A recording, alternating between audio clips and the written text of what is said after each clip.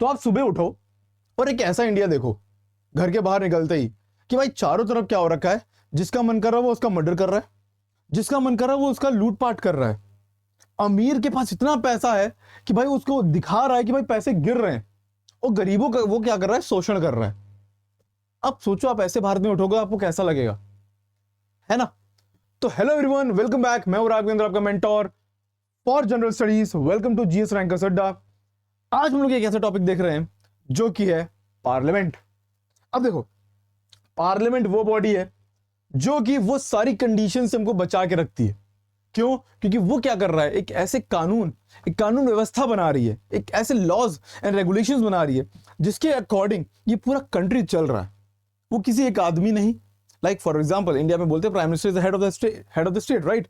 वो इस देश का राजा है कहा जाता है, बट अकेले प्रधानमंत्री इस देश को नहीं चला रहा है। इस देश को चलाने का काम कौन कर रहा है? पूरा पार्लियामेंट, राइट। वो I know legislative, executive, judiciary की बात हो रही है, बट अभी हम लोग किसकी बात कर रहे हैं? पार्लियामेंट, जो कि लॉज बना रहा है, जो कि इंपॉर्टेंट है इस देश को एनार्की मतलब अराजकता से बचाने के लिए। तो शुरू करते हैं, what do you mean by parliament. ठीक है, अब पार्लियामेंट में तीन इंपॉर्टेंट पार्ट्स हैं। कौन है? जिनको हम क्या बोलते हैं? जिनको हम बोलते हैं राष्ट्रपति, लोकसभा और राज्यसभा। ये तीनों मिलके इस देश के पार्लियामेंट को बना रहे हैं, राइट। अगर इन तीनों में से कोई एक नहीं हुआ तो इस देश की संसद क्या हो जाएगी? कंप्लीट नहीं होगी। अब देखो सिंपल चीज क्या है, अब हम लोगों ने हमेशा से पढ़ा है भाई, पार्लियामेंट में जब हम बोलते हैं संसद बोलते हैं तो हमेशा हमारे दिमाग में क्या आता है? लोकसभा और राज्यसभा। बट एक इंसान, एक पर्टिकुलर बॉडी को हम लोग क्या करते हैं? भूल जाते हैं, जो कि क्या? President of India. अब प्रेसिडेंट ऑफ इंडिया के क्या इंपॉर्टेंट रोल है आज हम लोग देखेंगे। और याद रखिएगा, हम लोग वही टॉपिक्स पढ़ रहे हैं जो कि एग्जाम के लिए बहुत इंपॉर्टेंट है। और जब हम लोग लास्ट में एमसीक्यूज देखेंगे तो आपको ये सारे क्वेश्चंस वहां पे मिलेंगे जो कि प्रीवियस ईयर क्वेश्चंस में आए हुए हैं और जिनके आने के हाईएस्ट चांसेस हैं। ठीक है, चलो तो आई गेस अब देखो हम लोग बात करें राष्ट्रपति की भूमिका यानी रोल ऑफ प्रेसिडेंट की बात करें तो भाई वो क्या है? वो इंटीग्रल पार्ट है किसका? हमारे पार्लियामेंट का। अब इंटीग्रल पार्ट कैसे होगा? देखो सिंपल चीज क्या, इंडिया में कोई भी कानून है, अगर कोई भी कानून है उसको कानून बनने के लिए उसको पहले लोकसभा से पास होना पड़ेगा, सबको पता है, राज्यसभा से पास होना पड़ेगा। बट अगर उसको हमारे प्रेसिडेंट साहब क्या करें? सिग्नेचर यानी एक्सेंट ना दें, मतलब एक तरीके से उसको अप्रूव ना करें, तो वो जो बिल है वो कानून बन ही नहीं सकता। दैट इज वाई ऐसा कहा जाता है he is the integral part of Indian parliament, right. दूसरा क्या है? दूसरा रोल क्या है भाई? वो कोई भी, वही मैं कह रहा हूं भाई, देखो कोई भी बिल राष्ट्रपति की एक्सेंट के बिना, मंजूरी के बिना क्या होगा? कानून नहीं बन सकता, राइट। कानून बनने के लिए उसको क्या होना चाहिए? प्रेसिडेंट का एक्सेंट जरूरी है। जैसे फॉर एग्जांपल आप घर में कोई भी बिल बना रहे हो, भाई मैं वहां जाऊंगी, मैं वहां जाऊंगा, जब तक आपके हेड ऑफ द स्टेट यानी आपके हेड ऑफ द हाउस यानी प्रेसिडेंट यानी कि आपके पापा और मम्मी के सिग्नेचर ना हो जाए, आप तो जितने प्लान बना लो वो किसी काम के नहीं है। सिमिलरली लोकसभा, राज्यसभा कोई भी बिल बना ले, जब तक प्रेसिडेंट उस पर साइन नहीं करेगा वो कानून नहीं बनेगा। समझ गए? ये पॉइंट समझ गए? तीसरा क्या है? वो summons, he summons and prorogue. मतलब कि वो क्या करता है? समन मतलब क्या होता है? बुलाया जाता है। मतलब फॉर एग्जांपल जब पार्लियामेंट की मीटिंग होगी तो कौन बुलाएगा? ऐसा नहीं प्रेसिडेंट साहब सबको फोन करके कहेंगे हेलो हेलो भाई ये सब लोग आ जाओ आ जाओ, ऐसा कुछ नहीं होता है। प्रेसिडेंट एक गैजेट निकालता है जिसमें वो समन करता है, मतलब कि सबको बोलता है कि यस अब पार्लियामेंट का सेशन होने वाला है और अब सबको उस मीटिंग में पार्ट लेना है। ये हो गया। ये चीज क्या है? इसको बोलते हैं समनिंग। प्रोरोग का मतलब होता है जब सेशन का काम हो जाता है, बजट का, पार्लियामेंट का काम हो जाता है तो उसको प्रोरोग कर दिया जाता है कि चलो ठीक अब नेक्स्ट सेशन में मिलेंगे। ठीक है, तो ये काम किसका है? प्रेसिडेंट का है। फिर क्या है? लोकसभा को भंग मतलब डिसॉल्व कौन कर रहा है? वो भी प्रेसिडेंट ही कर रहा है। मतलब डिसॉल्व मतलब क्या है? अब इसके बाद नई लोकसभा का इलेक्शन होगा और नई पार्लियामेंट बनेगी। पार्लियामेंट इन द सेंस नए मेंबर ऑफ पार्लियामेंट आएंगे। ठीक है, ये कौन कर रहा है? ये भी प्रेसिडेंट कर रहा है। और उसके बाद क्या कर रहा है? वो ऑर्डिनेंस पास कर रहा है। ऑर्डिनेंस मतलब क्या होता है? जब कोई एक हाउस, मान लो फॉर एग्जांपल उसका सेशन नहीं चल रहा है, बट क्योंकि इंडिया में लॉ है ऐसा, एक तरीके से ये बोला जाता है कि लोकसभा राज्यसभा दोनों को पास करना पड़ेगा, तब उस मोमेंट पे कौन पास करता है ऑर्डिनेंस? तब प्रेसिडेंट पास कर रहा है ऑर्डिनेंस। यानी उन्होंने 4-5 रोल पढ़ लिए जो कि इंपॉर्टेंट है आपके प्रेसिडेंट के। ठीक है, और ये आपके एमसीक्यूज में भी आते हैं, आपके ये एसोसिएशन एंड रीजनिंग में भी आते हैं। कौन कौन से रोल पढ़ लिए? पहली बात क्या है? ये integral part of the Indian parliament है। दूसरा क्या है? कोई भी बिल तब तक एक्ट नहीं बनेगा जब तक प्रेसिडेंट उसको एसेंट मतलब साइन नहीं करेगा। तीसरा क्या है? वो समन मतलब कि वो क्या करता है? बुलाता है प्लस प्रोरोग, वो बाद में क्या करता है, पार्लियामेंट को भंग भी कर दे, भंग इन डिसॉल्व की बात हो रही है, ठीक है, और उसके बाद वो डिसॉल्व भी कर देता है जब उसको लगता है कि बस अब पार्लियामेंट का काम हो चुका है, उसके 5 साल पूरे हो चुके हैं, या फॉर एग्जाम्पल उसको वो इतनी मेजोरिटी नहीं मिल रही, तब वो क्या करता है, डिसॉल्व कर देता है, प्रेसिडेंट ऑफ इंडिया, राइट। और चौथा क्या है, वो ऑर्डिनेंस भी पास करता है। आई गेस अब रोल ऑफ प्रेसिडेंट सबको समझ में आ गया होगा, कितना इंपॉर्टेंट रोल प्ले करते हैं president of India in Indian parliament या इंडियन पॉलिटिक्स। आई होप समझ में आया होगा, ठीक। चलो आगे आगे देखते हैं। सदन मतलब हम बोलते हैं हाउसेस, हाउसेस में दो हैं, हमको पता है, लोकसभा और राज्यसभा। दोनों के कंपोजिशन पे डायरेक्ट क्वेश्चन आता है कि दोनों के कंपोजिशन क्या है। अभी बहुत ज्यादा वो डिलिमिटेशन एक्ट के ऊपर बहुत ज्यादा न्यूज चल रही है कि भाई हम लोग क्या करने वाले, ये 550 जो लिखा हुआ है इसको हम 850 करने वाले हैं, ठीक है। वो अलग बात है, बिल फेल हो गया, पास नहीं हो पाया लोकसभा से, बट पॉइंट तो हो रहा है ना, मतलब ये नंबर्स बढ़ाए जाएंगे आगे चल के। तो ये क्या है, मैक्सिमम स्ट्रेंथ कितनी, 550 मेंबर्स की यहाँ पे स्ट्रेंथ है, ठीक है, जिसमें 530 क्या है, डायरेक्टली इलेक्टेड है फ्रॉम द स्टेट्स, 20 कहां से हैं, 20 इलेक्टेड है फ्रॉम यूनियन टेरिटरीज। अब याद रखो, ठीक, यहाँ पे जो एंग्लो इंडियंस पहले होते थे, मतलब ऐसे बोला जाता है कि 2 एंग्लो इंडियंस जो होते हैं उनको हम क्या करेंगे, वो भी आएंगे, ठीक है, हमारे इंडियन पार्लियामेंट का उनको रिजर्वेशन दिया जाता है। बट 104 कॉन्स्टिट्यूशनल अमेंडमेंट में क्या कहा गया कि अब कोई भी एंग्लो इंडियन पार्लियामेंट में रिजर्वेशन नहीं पाएगा, सिंपल, जिनको हटा दिया गया, ठीक। और वहीं राज्यसभा में देखोगे उसकी मैक्सिमम स्ट्रेंथ कितनी है, 250 मेंबर्स हैं, जिसमें 238 क्या है, इनडायरेक्टली। अब याद रखो इनडायरेक्टली इलेक्टेड हैं, अब हम लोग पढ़ेंगे भी आगे चल के डायरेक्टली इलेक्टेड इनडायरेक्टली इलेक्टेड क्या होता है। अभी के लिए जान लो कि लोकसभा में 550 है और राज्यसभा में 250 है, जिसमें 230 क्या है, इनडायरेक्टली इलेक्टेड है, और 12 जो है वो नॉमिनेटेड है। याद रखना, इलेक्टेड भले डायरेक्टली हो, डायरेक्टली हो, और नॉमिनेटेड में अंतर होता है।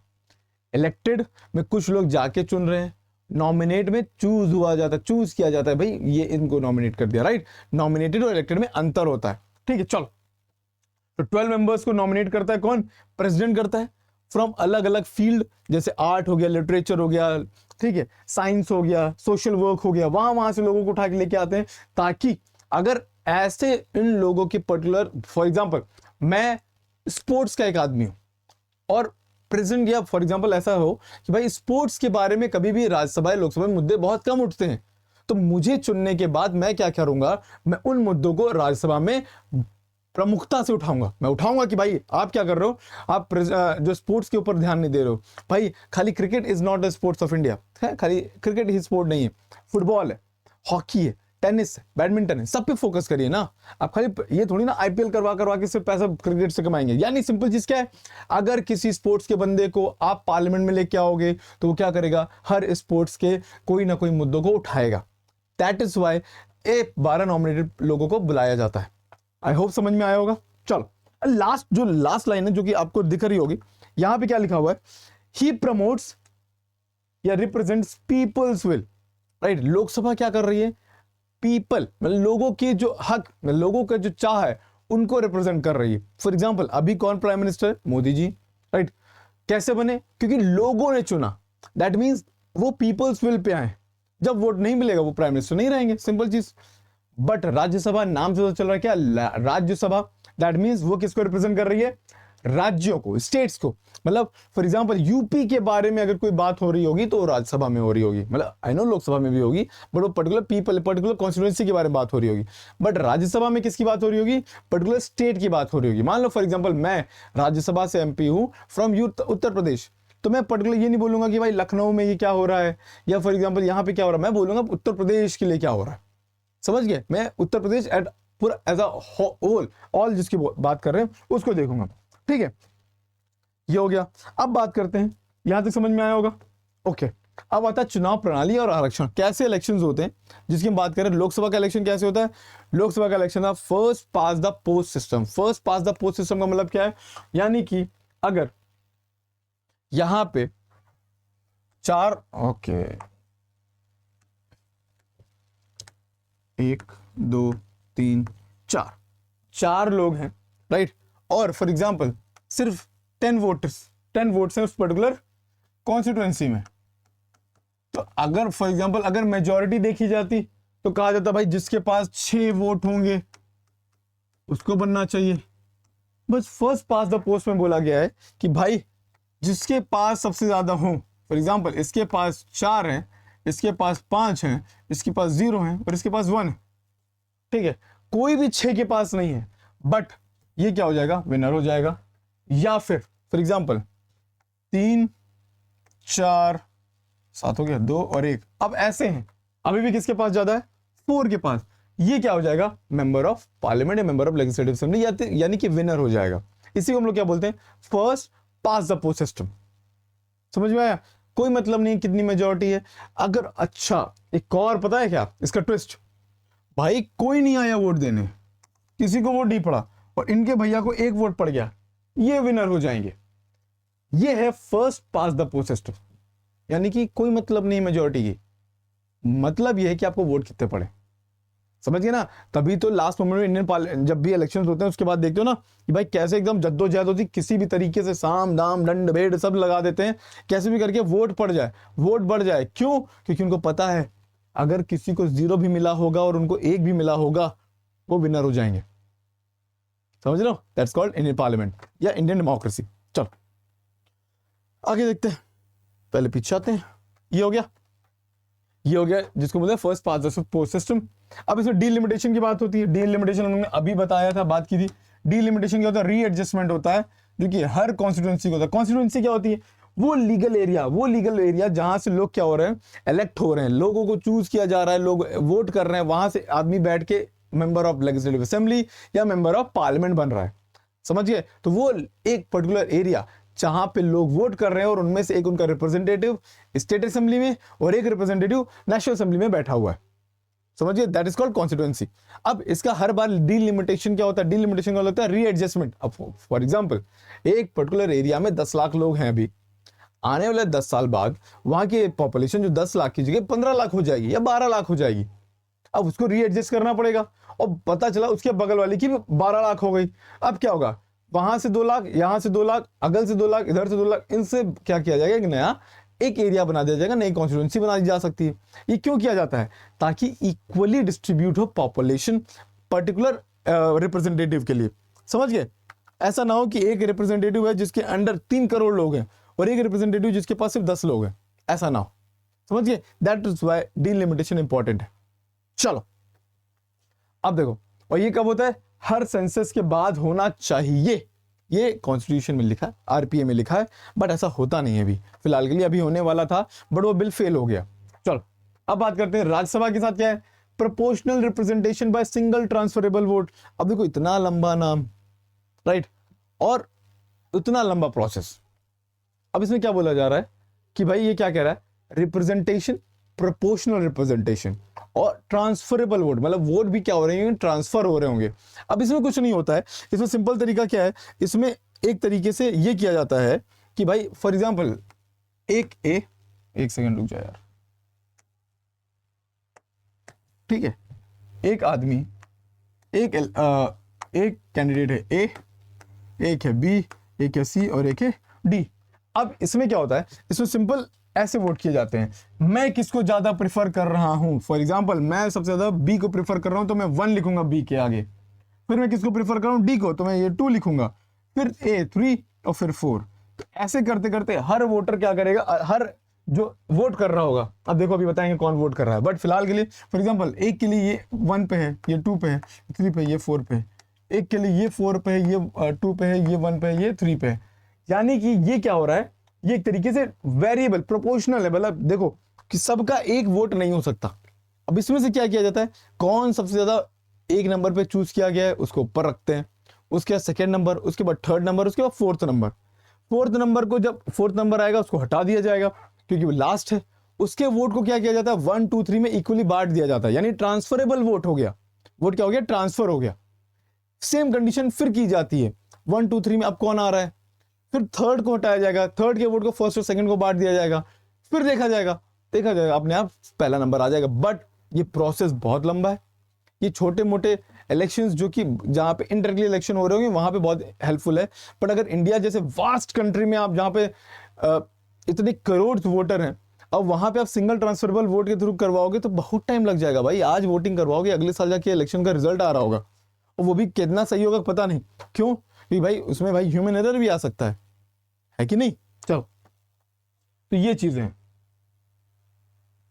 तो यहाँ पे हम लोगों ने देख लिया elected by the member of state legislative assembly. यहाँ पे क्या हो रहा है, जो स्टेट लेजिस्लेटिव असेंबलीज हैं, जो एमएलएज हैं, वो इलेक्ट करते हैं राज्यसभा के एमपीज को। कैसे, क्यों? क्योंकि हमें पता है कि भाई राज्यसभा किसको रिप्रेजेंट कर रही है, स्टेट को। ठीक है, अब फॉर एग्जांपल स्टेट को कौन रिप्रेजेंट कर रहा होता है, एमएलएज। अब बार बार डायरेक्टली इलेक्शन करवाओगे, लोकसभा की भी डायरेक्टली इलेक्टेड होंगे, राज्यसभा की भी डायरेक्टली इलेक्टेड होंगे, दोनों के पास क्या हो जाएगा, कॉन्फ्लिक्ट हो जाएगा, कौन ज्यादा पावरफुल है। इसलिए क्या हुआ, राज्यसभा को इंडायरेक्टली इलेक्टेड किया गया, बट पावर लोकसभा को भले ज्यादा है, बट ऐसा नहीं है राज्यसभा वीक है। क्यों? कोई भी कॉन्स्टिट्यूशनल अमेंडमेंट हो, कॉन्स्टिट्यूशन में कोई भी बदलाव करना हो, बिना राज्यसभा के स्पेशल मेजोरिटी के कुछ नहीं कर सकते। दैट मीन्स भले राज्यसभा को इंडायरेक्टली इलेक्टेड किया गया हो, बट उसकी पावर नहीं छीनी गई है, कुछ चीजों में ली गई है, जैसे फॉर एग्जांपल मनी बिल हो गया या कुछ और चीजें हो गई। फिलहाल के लिए देखते हैं एससी एसटी रिजर्वेशन क्या हो गया। एससी रिजर्वेशन दिया जाता है लोकसभा में, इसको और बढ़ा दिया गया कब तक, 2030 तक। ठीक है, 104 कॉन्स्टिट्यूशन अमेंडमेंट 2020, जिसमें बोला गया है कि भाई ये रिजर्वेशन को 2030 तक बढ़ा दो। समझ में आया? चलो, अब आता है सदनों का ड्यूरेशन। कितना, क्या ड्यूरेशन होता है हाउसेस का। लोकसभा का सबको पता है, लोकसभा जिसको हम बोलते हैं 5 साल का टर्म होता है, राइट। राज्यसभा का टर्म कितने साल का होता है, 6 साल का होता है। अब देखो राज्यसभा में सीन क्या है, 1/3 मेंबर हर 2 साल पे क्या कर रहे होते हैं, रिटायर हो रहे होते हैं। हर 2 साल में क्या होता है, 1/3 मेंबर, यहां से एमसीक्यू आता है, या तो 1/3 को 2/3 कर देंगे, या 2 को 3 ईयर कर देंगे। आपको इस पॉइंट को यहां पे इसलिए मैं अंडरलाइन करके रखा हुआ है, कितना, 1/3 member retire every 2 year, 1/3 every 2 year. समझ गए?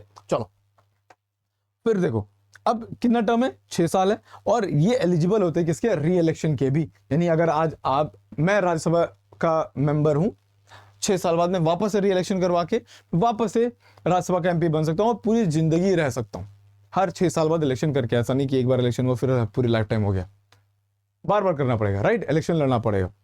खैर, इसको हम लोग कंटिन्यूइंग चैम्बर भी बोलते हैं। क्यों? क्योंकि हमें पता है इसमें कोई डिसोल्यूशन नहीं होता। ये जब पहली बार शुरू हुई 1951 में, आज तो लगातार चलती हुई आ रही है। ठीक है, बट लोकसभा के साथ क्या है, लोकसभा डिसॉल्व हो जाती है। क्यों? क्योंकि वहां पे डायरेक्ट इलेक्शंस होने, तो हर 5 साल बाद क्या होता है, डायरेक्ट इलेक्शन होते हैं। अगर वो डिसॉल्व नहीं हुई बिकॉज ऑफ, अगर मान लो कोई ऐसा जरूरत हो गया कि सरकार गिर गई, या सरकार के पास मेजोरिटी नहीं बनी, तब सरकार गिर गई तो अलग चीज है, तब भी इलेक्शन ही होंगे। फिर अगर इमरजेंसी की बात करें, तो इमरजेंसी के दौरान आप देखते हो कि भाई जो लोकसभा है उसके टाइम को 1 साल तक बढ़ाया जा सकता है। ठीक है, वही लिखा हुआ है, 1 ईयर एट ए टाइम, और can not beyond 6 month after the emergency ends. मतलब 1.5 साल। एक तरीके से कहा जाता है कि अगर इमरजेंसी लगाई तो सरकार 1.5 साल तक और रूल कर सकती है। समझ गए? यानी कि अगर मोदी जी ने आज इमरजेंसी लगा दी तो अगले 1.5 साल वो और रूल कर देंगे, क्योंकि 1 साल बढ़ता है और उसके 6 महीने के अंदर आपको वापस इलेक्शंस करवाने होंगे। ऐसा है। ठीक है, ये हो गया, समझ में आ गया। आगे देखते हैं। अब बात करें योग्यता। योग्यता मतलब क्या है, कौन कौन सी क्वालिफिकेशन है, कौन कौन सी वजह से डिस्क्वालीफाई किए जा सकते हैं। पहली चीज क्या, उनको सिटीजन ऑफ इंडिया होना चाहिए। ठीक है, मिनिमम 30 ईयर्स होना चाहिए किसके लिए, राज्यसभा के एमपीज के लिए, और मिनिमम कितना होना चाहिए, 25 होना चाहिए लोकसभा के एमपीज के लिए। वो अपनी किसी भी कॉन्स्टिट्यूएंसी में इलेक्टर होने चाहिए। मतलब जरूरी नहीं कि मैं अगर लखनऊ की एक पर्टिकुलर कॉन्स्टिट्यूएंसी में इलेक्टर हूं तो मैं राजस्थान के जयपुर से इलेक्शन नहीं लड़ सकता। बिल्कुल लड़ सकता हूं भाई, बस इलेक्टर होना चाहिए। ठीक है, जैसे फॉर एग्जाम्पल इंडिया के great prime minister Manmohan Singh, आज तक उन्होंने कभी भी इलेक्शन नहीं लड़ा लोकसभा का, बट वो हमेशा से एमपी रहे, राइट, जब भी वो प्राइम मिनिस्टर रहे, और वो क्या बनते थे, राज्यसभा के एमपी बनते थे। अब देखो एक और चीज, राज्यसभा के एमपी बनने के बावजूद वो पंजाब से ना होके, हरियाणा से ना होके, कहां से, असम से लड़ते थे और असम से जीतते थे। दैट मीन्स आपको क्या होना चाहिए, सिर्फ इलेक्टर होना चाहिए। जरूरी नहीं कि आप जिस स्टेट में, जिस कॉन्स्टिट्यूएंसी में इलेक्टर हो, आप वहीं पे इलेक्शन लड़ सकते हो। समझ गए ये पॉइंट। खैर, उसके बाद हो गया must be SC ST to contest reserve seat. अगर रिजर्व सीट्स होनी है, मान लो फॉर एग्जांपल किसी पर्टिकुलर कॉन्स्टिट्यूएंसी में सीट को क्या कर दिया गया, रिजर्व कर दिया गया SC ST के लिए, तो आपको भी SC ST होना चाहिए। अब वहां पे OBC हो या जनरल, आप इलेक्शन नहीं लड़ सकते, आप सिर्फ वोट कर सकते हो।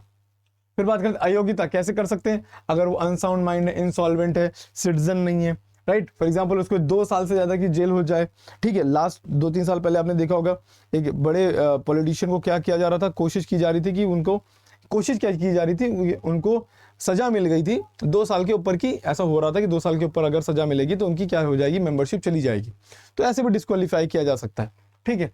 उसके बाद इलेक्शन ऑफेंसेस मान लो कर दिया उन्होंने, अपने एक्सपेंस अकाउंट को नहीं बताया, तब भी डिस्क्वालीफाई किए जा सकते हैं।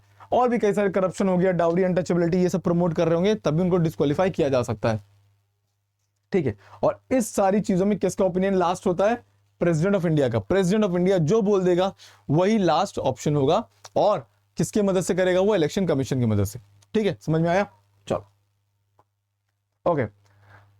आजकल ये बहुत न्यूज में चल रहा है डिफेक्शन, धोखा, दल बदल, मैं आज यहां पे हूं, कल किसी और के साथ, परसों किसी और के साथ, नरसों किसी और के साथ, ठीक है।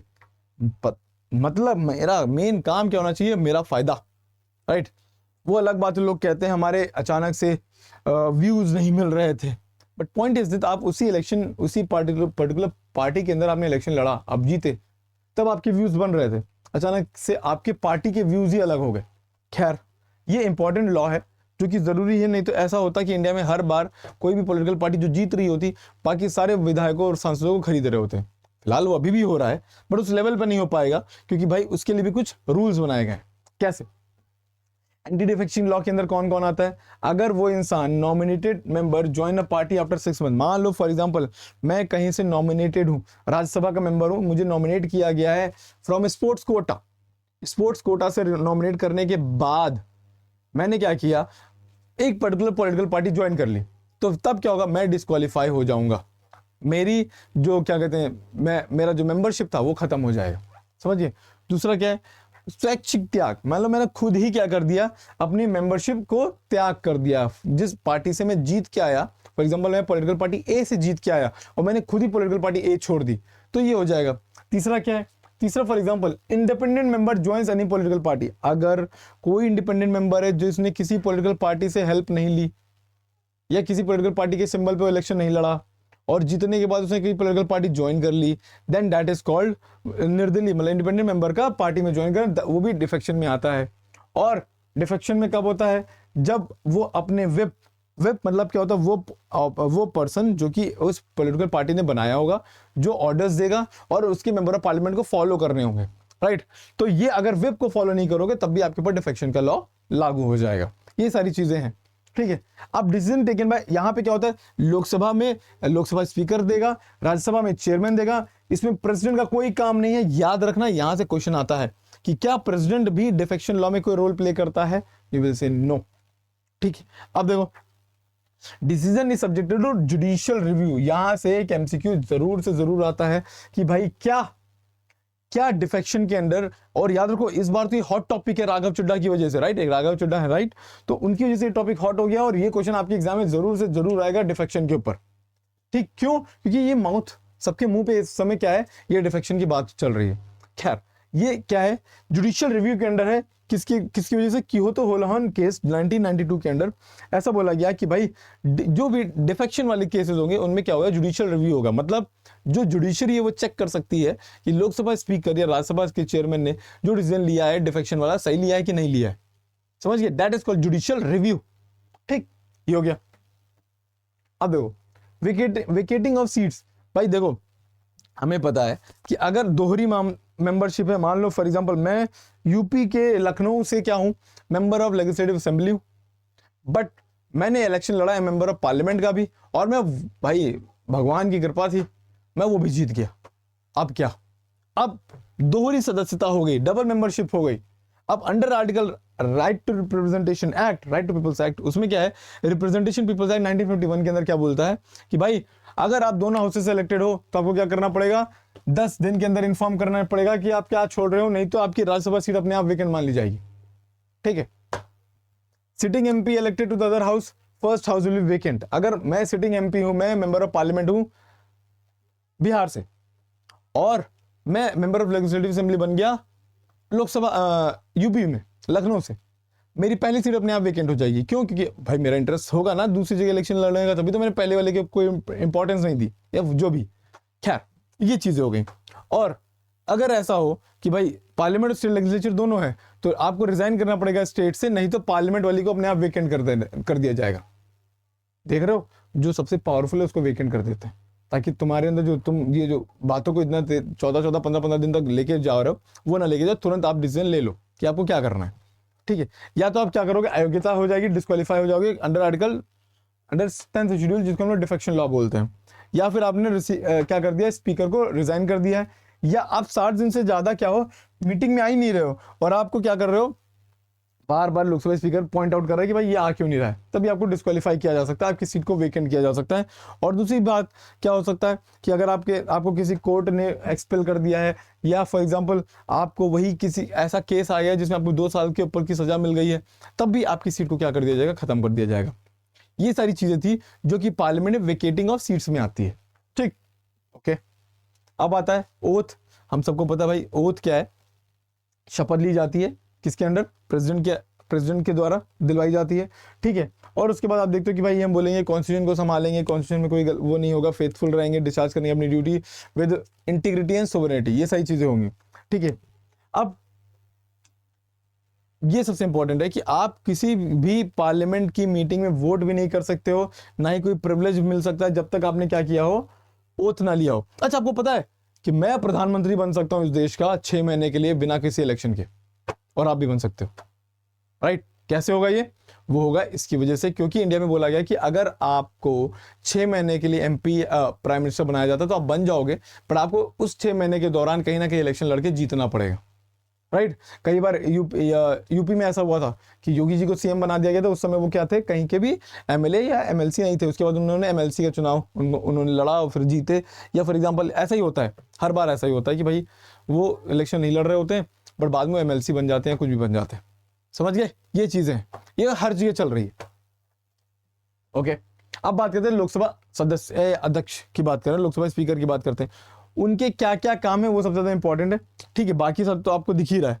मेन चीज क्या, इंटरप्रेटेड, वो हाउस के अंदर कॉन्स्टिट्यूशन के फाइनल इंटरप्रेटेटर हैं, मतलब वो बताते हैं कि भाई ये जो है कि कॉन्स्टिट्यूशन में जो लिखा है वो हाउस में कैसे फॉलो किया जाएगा। ज्वाइंट सीटिंग कभी भी होगी, अगर लोकसभा राज्यसभा की ज्वाइंट सीटिंग हो रही है तो उसको प्रिसाइड कौन करेगा, उसको प्रिसाइड करेंगे हमारे लोकसभा के स्पीकर। ठीक है, डिफेक्शन आपको पता था, डिफेक्शन का फाइनल डिसीजन कौन लेता है, लोकसभा स्पीकर लेता है, भले वो जुडिशियल रिव्यू के अंडर है, बट अभी कौन ले रहा है, that is speaker of Lok Sabha और राज्यसभा का चेयरमैन। ठीक है, प्लस क्या, कोरम, अगर कोरम नहीं होती है, कोरम मतलब क्या था, 1/10 मेंबर, अगर मेंबर प्रेजेंट नहीं है तो क्या करते हैं, कोरम नहीं है तो क्या करेंगे, चलो आज मीटिंग नहीं होगी यार, कोई लोग ही नहीं आए हो। होता था ना हम लोग के स्कूल में, जब क्लास में बहुत बच्चे नहीं आते तो क्या कर दिया जाता था, छोड़ो यार कुछ पढ़ाई वढ़ाई नहीं होगी, क्यों, क्योंकि बच्चे नहीं आए हो। सिमिलरली अगर 1/10 लोग भी नहीं आए हो अगर किसी मीटिंग के अंदर, तो वहां पे काम कैसे चलेगा, कोई बिल पास कैसे होगा, समझ गए? दैट्स व्हाई कोरम को भी कौन देखता है, हमारा स्पीकर देखता है, प्लस कास्टिंग वोट देता है। कास्टिंग वोट का मतलब क्या होता है, जब कभी टाई हो जाए, 10-10 वोट बराबर हो जाए, तो वो जो फाइनल एक वोट होगा, 11वां वोट होगा, वो किसका होगा, स्पीकर का होगा। क्यों? क्योंकि स्पीकर खुद मेंबर ऑफ पार्लियामेंट है, बट वो शुरुआत में वोट नहीं करता, वो बाद में वोट करता है जब टाई हो जाएगा। समझ गए ये चीजें? फिर इलेक्शन एंड टेन्योर सबको पता है कि भाई इलेक्शन जो होता है वो प्रेसिडेंट चूज करेगा, कि भाई डिसाइड करेगा कि आज इलेक्शन होंगे और सब वोट करते हैं।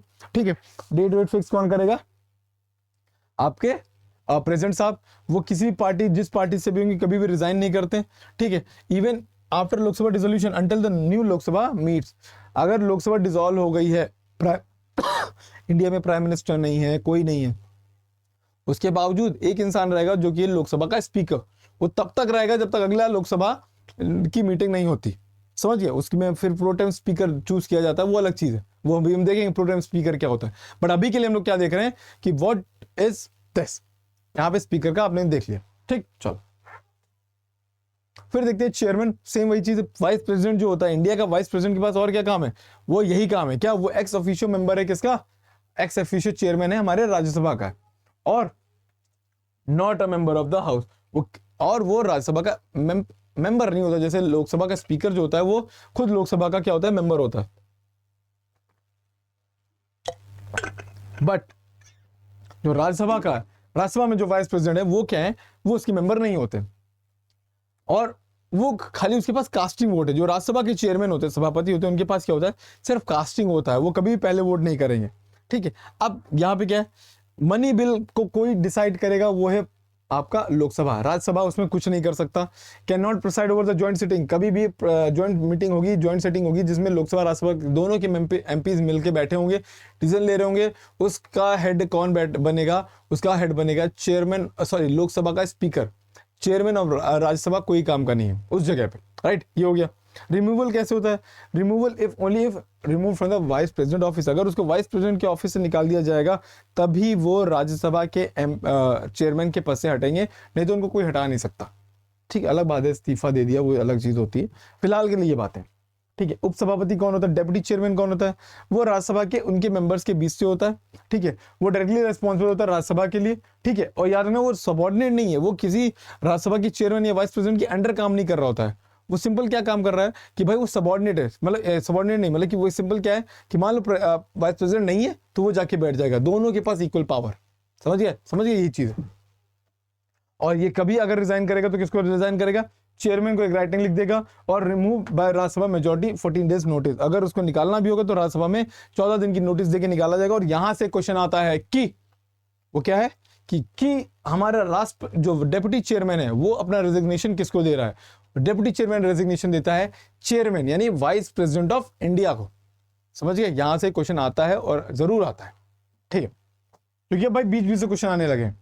चलो ये अदर मेंबर्स की बात करें तो ये क्या है, डेप्यूटी स्पीकर की बात करें जो कि लोकसभा में होते हैं, क्योंकि भाई हमें पता है स्पीकर अकेले बहुत सारे काम नहीं करेगा, तो deputy chairman deputy speaker choose किए जाते हैं। ठीक है, और उनको क्या किया जाता है, इंडिया में क्या किया गया, अभी एक कन्वेंशन चालू हो गया 11th लोकसभा इलेक्शंस के बाद से कि भाई जो स्पीकर होगा वो रूलिंग पार्टी से होगा और जो डेप्यूटी स्पीकर होगा वो हमेशा मेजर जो मेजॉरिटी पार्टी होगी अपोजिशन में उससे एक आदमी को चूज कर लिया जाएगा and he will be the deputy speaker of the Lok Sabha.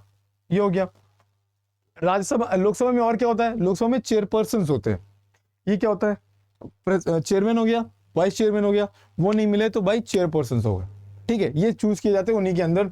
और they can only preside in the absence of chairman but not when the office is vacant. वो तभी काम करेंगे जब चेयरमैन एब्सेंट है, वेकेंट नहीं। सीट वेकेंट होगी तब तो इलेक्शन होगा, अभी एब्सेंट है, फॉर एग्जाम्पल बीमार पड़ गए नहीं आ पाए, then you will be presiding over there. But vacant ही हो गया, वाइस प्रेसिडेंट की सीट ही चली गई, अब वो वाइस प्रेसिडेंट ही नहीं है तो मतलब वो सीट वेकेंट हो गई। अब वहां पे पहले इलेक्शंस होंगे तब जाके आप देखोगे वहां पे बैठ सकते हो, राइट। ये चीजें। स्पीकर प्रोटेम क्या होता है, स्पीकर प्रोटेम वो आदमी होगा जो कि सीनियर मोस्ट होता है और जब नई इलेक्शन लोकसभा इलेक्शन होते हैं और नई लोकसभा की मीटिंग होती है तो उस पर्सन को, उस पर्टिकुलर मेंबर ऑफ पार्लियामेंट को क्या किया जाता है कि उसको प्रोटेम स्पीकर बना दिया जाता है। और वो क्या करता है, वो उनमें से स्पीकर को चुनेगा, फिर उनको ओथ दिलवाएगा, फिर वो बाकी जो एमपीज हैं उनको भी ओथ दिलवाएगा। ठीक है, ये काम करवाता है कौन, ये देखो, oath to the new MPs and elect the new speaker. ये कौन कर रहा है, हमारा प्रोटेम स्पीकर। ठीक है, चलो समझ गए। ओके, अब आते हैं सेशन ऑफ द पार्लियामेंट। याद रखना 3 इंपॉर्टेंट सेशन हैं, budget session, monsoon session, winter session. ऐसा कहा गया है कि भाई 3 सेशन है, बट मान लो एक सेशन नहीं होता फिर भी मैक्सिमम टू मैक्सिमम दोनों के बीच में कितना डिफरेंस होना चाहिए, 6 महीने का गैप होना चाहिए, उससे ज्यादा का गैप नहीं होना चाहिए। मतलब मैक्सिमम, मतलब कि मैक्सिमम जितने सेशन ले सको, मिनिमम 3 है। ठीक, मिनिमम 2 है कि भाई दोनों के बीच में क्या होना चाहिए, 6 महीने का गैप होना चाहिए, 2 से कम नहीं। अब 4 टर्म्स हैं जिसमें हमेशा कंफ्यूजन होता है, इसलिए 4 के चारों आपके सामने लिखिए, adjournment sine die, prorogation and dissolution. ठीक है, अब हम लोग बात करें एडजर्न कर देना। वो क्या होता है, ये जब मीटिंग को क्या होता है, सस्पेंड कर देता है सीटिंग को फॉर कुछ दिनों के लिए, कुछ घंटों के लिए, then that is called adjournment. और ये कौन करता है, प्रिसाइडिंग ऑफिसर, मतलब चेयरमैन करेगा या फिर लोकसभा का स्पीकर करता है। अब एडजर्नमेंट सिने डाई मतलब अब कोई डिफाइन नहीं है, इनडेफिनेट टर्मिनेशन ये भी कौन करता है, प्रिसाइडिंग ऑफिसर, मतलब चेयरमैन और लोकसभा का स्पीकर। इंडेफिनिट का मतलब क्या होता है, मतलब अभी हम नहीं बताएंगे अगली मीटिंग कब होने वाली, और ये हमेशा तब होता है जब सेशन का सारा काम हो चुका होता है, अब सारा वर्क खत्म हो चुका होता है। अब क्या है, अगला मीटिंग होगा 6 महीना बाद या 4 महीने बाद, तो बोल दे एडजर्न सिने डाई। समझ गए, ये होता है। उसके बाद प्रोरोगेशन होता है, उसके प्रोरोगेशन का मतलब क्या होता है, पहले ये होगा फिर प्रोरोगेशन होगा। उसमें क्या करते हैं, वो टर्मिनेट कर देते हैं सेशन को कि चलो इस बार के सेशन का सारा काम खत्म, वर्क खत्म, अब कुछ नहीं होगा, अब अगले सेशन में देखा जाएगा। और ये कौन करता है, ये प्रेसिडेंट करता है। याद रखो, यहां से क्वेश्चन आता है कि प्रोरोगेशन कौन करेगा, प्रेसिडेंट करेगा, बट एडजर्नमेंट सिने डाई कौन करता है, प्रेसिडेंट और presiding officer of the particular house. यहां से एमसीक्यू आता है। ठीक है। डिसोल्यूशन क्या होता है? ये जब लोकसभा का 5 साल पूरा हो जाएगा या लोकसभा में जो गवर्नमेंट है उसके पास मेजोरिटी नहीं होगी तो डिसॉल्व कर दी जाती है। ये कौन करता है भाई साहब? ये प्रेसिडेंट करता है। समझ गए? यहां तक समझ में आया? आई होप समझ में आ गया होगा। ठीक है, चलो अब ये कुछ नेता हैं या जिनको बोलते हैं कि सदन के इंपॉर्टेंट नेता, जिनमें कौन कौन आता है? लीडर ऑफ अपोजिशन हमें पता है, लीडर ऑफ द हाउस पता है, व्हिप ये भी पता है। अब देखो लीडर ऑफ द हाउस कौन होता है? जो कि आगे चल के प्रधानमंत्री बनेगा, वो हाउस जो कि आप देखते हो लीडर ऑफ द हाउस हमेशा प्राइम मिनिस्टर होता है, प्लस वो पार्टी होगी जिसके पास मेजोरिटी एमपीज होते हैं, वही उसी में से लीडर ऑफ द हाउस आएगा। और लीडर ऑफ द अपोजिशन कौन होता है? ये वो पार्टी होगी जिसके पास कम से कम कितनी सीट्स होंगी? 1/10 ऑफ द सीट्स होंगी। ठीक है, और ये स्टैट्यूटरी रिकॉग्निशन कब मिला? 1977 में। ठीक है भाई, क्यों? क्योंकि अब इनको सैलरी मिलने लगी भाई कैबिनेट मिनिस्टर्स के अकॉर्डिंग। इसी को शैडो कैबिनेट भी बोलते हैं। शैडो कैबिनेट का मतलब क्या होती है? ये वो सरकार है, ये वो कैबिनेट है जो कि कभी भी क्या करती है, आप मान लो ये सरकार फेल हो गई, तुरंत ये क्या करेगी? टेक ओवर कर लेगी और यहाँ पे नई सरकार बनना, काम करना शुरू कर देगी। That is called shadow cabinet. वो भी काम करेगी कैबिनेट जैसी, जितने एमपीज उनके पास हैं। फॉर एग्जाम्पल उनका एक मंत्री होगा, वो कुछ काम कर रहा होगा, उसके अगेंस्ट यहाँ इनके पास भी कोई काम कर रहा होगा जो कि उसकी कमियां निकाल रहा होगा। फिलहाल के लिए हम ये देखते हैं कैबिनेट मंत्री, ये क्या है? शैडो कैबिनेट है, राइट। व्हिप क्या होता है? हमने बताया था, इसको बोलते हैं फ्लोर लीडर। वो क्या करेगा? वो रूल्स निकालेगा कि भाई क्या हमको काम करना है हाउस के अंदर, राइट। वो बोल देगा कि आज सब लोग वोट करेंगे मगर सबको वोट में नो दबाना है। दैट मीन्स व्हिप जारी हो गई है, उसने बोल दिया कि नो दबाना है तो सब नो दबाएंगे। अगर नो नहीं दबाया तो हम लोगों ने पढ़ा है क्या हो जाएगा? फिर एंटी डिफेक्शन वाला सीन चला जाएगा। क्यों? क्योंकि आपने क्या किया? अपनी पार्टी के अगेंस्ट काम कर दिया। समझ गए? यही चीज है। अब आता है कोरम क्या होता है? वोटिंग और लैप्सिंग ऑफ द बिल्स। देखो सिंपल चीज क्या, कोरम का मतलब था 1/10 ऑफ द मेंबर जो होंगे वो क्या होंगे? वहां पे प्रेजेंट होने चाहिए। उसमें कौन इंक्लूड है? यहां से एमसीक्यू आता है कि क्या कोरम में प्रिसाइडिंग ऑफिसर इंक्लूड होते हैं? तो यस, या मान लो फॉर एग्जांपल कोरम में पूछा जाए कि प्रिसाइडिंग ऑफिसर हैं कि ट्रू और फॉल्स, या ये बोल दिया कोरम का मतलब होता है 1/10 और रीजन में बोल दिया दैट 1/10 इन्वॉल्व प्रिसाइडिंग ऑफिसर, तो तुम्हें बताना पड़ेगा बोथ 1 2 करेक्ट या बोथ 1 या 1 करेक्ट 2 इनकरेक्ट, राइट। अब देखो यहाँ पे आता है लैप्स। लैप्स का मतलब होता है कब आपकी क्या कहते हैं, जो बिल है वो जीरो हो गया, उसका कोई मतलब नहीं रह गया। कब? अगर वो मान लीजिए लोकसभा में पेंडिंग है और अगर उसने अगर सिंपल चीज याद रखो, ये सारी चीजें तब याद रखो जब आपको बहुत लंबा याद करना हो। याद करने का सिंपल ट्रिक बताऊं, अगर कोई बिल लोकसभा के दरवाजे से भी निकल के गया है तो लैप्स कर जाएगा, बस ये याद रखो। ठीक है, अब देखो यहाँ पे साफ साफ दिख रहा है क्या? पेंडिंग इन लोकसभा, मतलब लोकसभा में आया पेंडिंग है, रुका हुआ है, यानी कि लैप्स कर जाएगा। पास बाय लोकसभा, मतलब लोकसभा के दरवाजे से निकला, पास भी हो गया, राज्यसभा में गया, लैप्स हो जाएगा, मतलब कैंसिल हो गया, जीरो हो गया। बट कौन से नहीं होंगे? अगर वो राज्यसभा में पेंडिंग है, राज्यसभा आया है, लोकसभा अभी गया ही नहीं, दरवाजे पे नहीं पहुंचा, pass by both plus pending by, अब दोनों ने पास कर दिया, लोकसभा राज्यसभा ने पास कर दिया, प्रेसिडेंट के पास है तो क्या क्या, चलो छोड़ो यार हटाओ, अब तो पास हो चुका है। रिटर्न बाय द प्रेसिडेंट, अब रिटर्न कर दिया प्रेसिडेंट ने, वापस लोकसभा के दरवाजे पे आ रहा है। ठीक है, तो यानी फिर से मीटिंग होगी, फिर से डिस्कशन होगा, तो आप वापस से डिस्कशन करो, अब कोई दिक्कत नहीं। फिर क्या, ज्वाइंट सिटिंग हो रही है और उसमें क्या हो गया, ज्वाइंट सिटिंग उसके ऊपर पहले से नोटिफाई कर दी गई है। मान लो फॉर एग्जांपल प्रेसिडेंट ने बोल दिया कि एक बिल है, इसके ऊपर ज्वाइंट सिटिंग होगी, मतलब कि लोकसभा राज्यसभा के दोनों के एमपीज बैठेंगे, तो कॉमन सेंस है ये नहीं बैठे तो ये हट गए, डिसॉल्व हो गए, नए एमपी आएंगे वो बैठ जाएंगे, तो ये लैप्स नहीं करेगा। समझ गए? तो ये सारी चीजें हैं। अब ये कुछ इंपॉर्टेंट कॉन्स्टिट्यूशनल अमेंडमेंट है, 42nd constitutional amendment, 61st, 84th, 87। ये इंपॉर्टेंट क्यों है? क्योंकि एग्जाम में पूछे जाते हैं। 42nd क्या है? उसने क्या बोल दिया था भाई, उसने सीट एलोकेशन को क्या कर दिया गया था, जो डिलिमिटेशन की बात कर रहा है कि भाई जो जितनी सीट्स हैं उसको कवर कर दिया था 2000 के लिए, अब धीरे धीरे उसको 2025-26 कर दिया था। अब देखो अब क्या हो रहा है, इसको वापस से बढ़ाने की बात कर रहे थे, बिल लेके आए थे, बट वो बिल फेल हो गया। क्यों? क्योंकि उसको 850 कर रहे थे, बट वो 850 रीजन वाइज बहुत डिस्पैरिटी क्रिएट कर रहा था, ऐसा लोगों को लगता था। तो आई गेस उसके ऊपर वापस से डिस्कशन होगा। फिलहाल के लिए हम देखेंगे वोटिंग एज रिड्यूस कर दी गई कब? 1988 में 21 से 18 ईयर्स के लिए। 84th कॉन्स्टिट्यूशनल अमेंडमेंट क्या कर दिया गया? 2026 तक, वही ये जो था उसको वापस से फ्रोज कर दिया 2026 के लिए, इसलिए अभी 2026 चल रहा है, इसलिए डिलिमिटेशन एक्ट आया वापस से। समझ गए ना? कनेक्ट हुआ कि नहीं, क्यों आ रहा है ये बिल अभी, ये हो गया। फिर 104 कॉन्स्टिट्यूशनल अमेंडमेंट में क्या बोला गया? ये हमारा रिजर्वेशन SC ST को क्या करेगा, आगे बढ़ा दिया जाएगा, प्लस एंग्लो इंडियंस के लिए जो नॉमिनेशन था उसको खत्म कर दिया गया। ये इंपॉर्टेंट बिल्स हैं जो कि इंपॉर्टेंट कोड्स हैं, ठीक है। अब ये हो गया आपका, तो यहां तक हम लोग ने देख लिया कि पार्लियामेंट कितना इंपॉर्टेंट है, पार्लियामेंट के इंपॉर्टेंट ऑफिसर्स देख लिए, पार्लियामेंट के इंपॉर्टेंट जो रूलिंग्स थी वो देख ली, ये देख लिया कि भाई प्रेसिडेंट वाइस प्रेसिडेंट क्यों इंपॉर्टेंट है। प्रेसिडेंट इंपॉर्टेंट है क्योंकि उसके बिना कोई बिल कानून नहीं बनेगा। वाइस प्रेसिडेंट क्यों इंपॉर्टेंट है, क्योंकि वो चेयरमैन है हमारे राज्यसभा का, इसलिए दोनों इंपॉर्टेंट है, ठीक है। अब देखो इतना पढ़ने के बाद हम लोग देखेंगे इंपॉर्टेंट क्वेश्चंस जो कि एग्जाम में पूछे गए, जैसे कि ये एसएससी 2018 का क्वेश्चन है, who summons the parliament session of the parliament.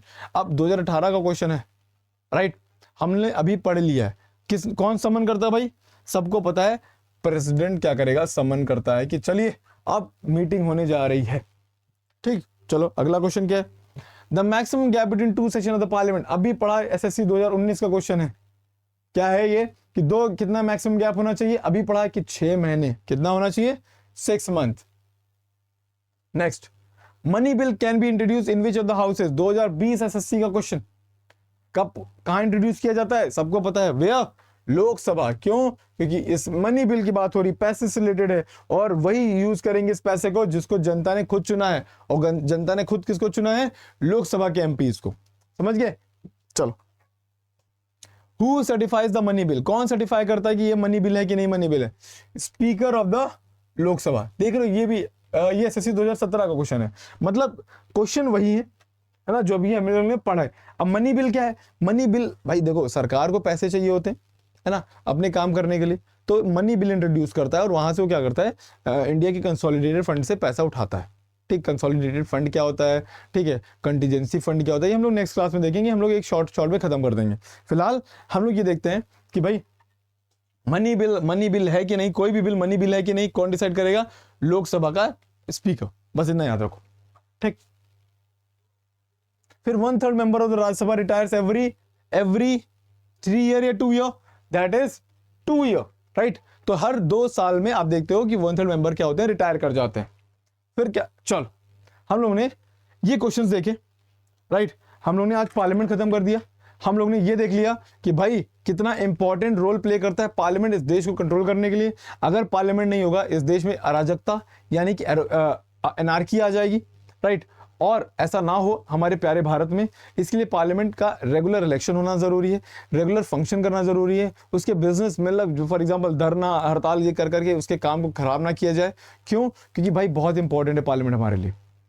हम लोग नेक्स्ट क्लास में क्या देखेंगे, नेक्स्ट क्लास में हम लोग बात करेंगे कि भाई आगे के जो इंपॉर्टेंट चैप्टर हैं जिसमें हम लोग बात करेंगे president, vice president, prime minister और हमारे बाकी काउंसिल मिनिस्टर्स, इनकी पढ़ना जरूरी है क्योंकि इनका फंक्शन एग्जाम में पूछा जाता है डायरेक्ट क्वेश्चंस के थ्रू, ठीक है। तब तक के लिए पढ़ते रहिए और मेरे चैनल को सब्सक्राइब करिए, अपने दोस्तों को बताइए और अपना बहुत ध्यान रखिए। Take care, bye bye.